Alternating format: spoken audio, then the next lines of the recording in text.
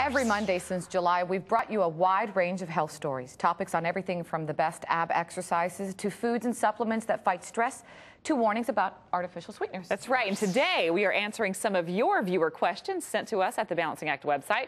And our answer man is, of course, our health expert, Dr. David Friedman. Welcome back to the show. Good to see you again. You ready for this? I'm ready. All right, here we go. Question number one, Nicole from Michigan.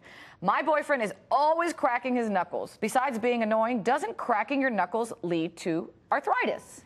Actually, that's not true. First of all, when they say cracking, there's no cracking taking place. It's actually an air bubble that's being released in the joint capsule.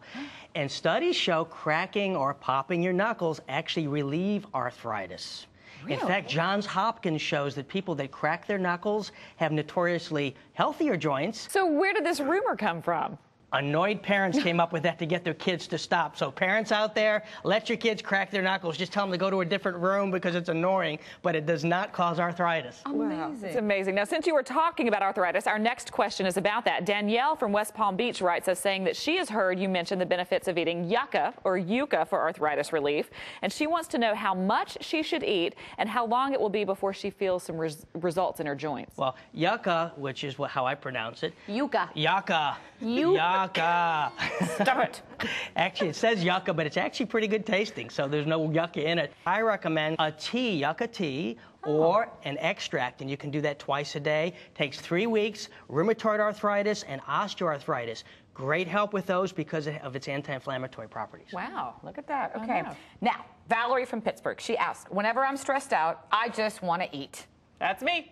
That's not me. I actually shut down, so we're opposite there. Why do people eat so much during times of stress? Well, actually, we are wired to associate stressfulness with being hungry. Think about 1,000 years ago, our ancestors. Back then, what was our primary stress? Finding food. Finding food for survival. So we associate it. So nothing really you can do about it, but you need to recognize the difference between emotional hunger and physical hunger.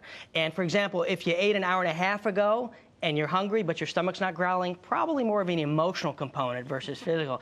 And to combat that, ice cold water, if you drink that, your body creates thermogenesis to warm it up, and it lets your body think of something else besides being hungry. Oh.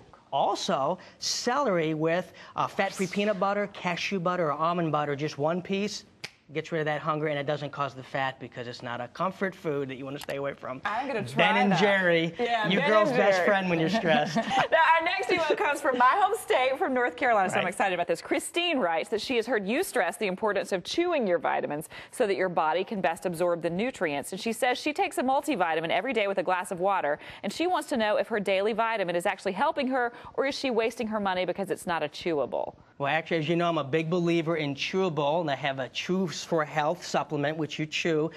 Reason is when you chew, you break up what you have in your mouth into small particles. You also have saliva, which has 3 digestive enzymes. Now, to her question, taking a multivitamin, you're skipping that process of digestion. It goes right in, and it's not digesting well. What if you were to chew up that multivitamin? I hear that a lot. Well, let me ask you. If you had a piece of oyster shell and you swallowed it with a glass of water, but you chewed yours, are either one of them good for you? No. No. Well, guess what? A lot of multivitamins are made from shells and rocks and dolomites, things that aren't good for us, whether we chew them or whether we swallow them. Go with something organic, more natural. Fruits, vegetables, and green leafy vegetables have great, good nutrition, not synthetic man-made pills. Thank you so much for being willing to do all of this Well, it was for us. a lot of fun. Looking forward to Now, it. if you have a question for the doctor, just go to thebalancingact.com/askthedoctor. And we may feature your question on the air in a later health report.